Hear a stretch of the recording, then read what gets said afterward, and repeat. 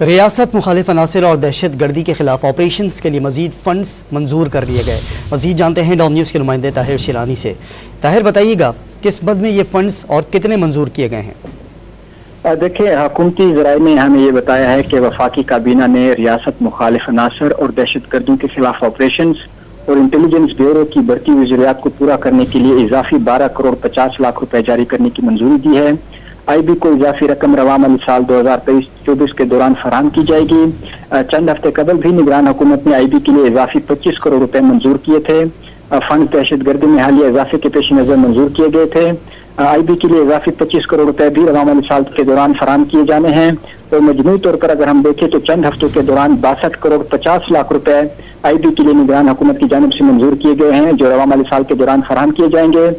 چند روز قبل نگران وزیر اعظم نے آئی بی کو ڈویژن کا درجہ دینے کی بھی منظوری دی تھی، اور جو دہشت گردوں کے خلاف آپریشنز ہیں اور اس کے ساتھ جو ریاست مخالف عناصر ہیں ان کی سرکوبی کے لیے وفاقی کابینہ کی جانب سے ایک اور اہم فیصلہ کیا گیا ہے کہ جو آئی بی کی مالی ضروریات ہیں ان کو پورا کیا جا سکے۔ جی طاہر، بہت شکریہ آپ کا۔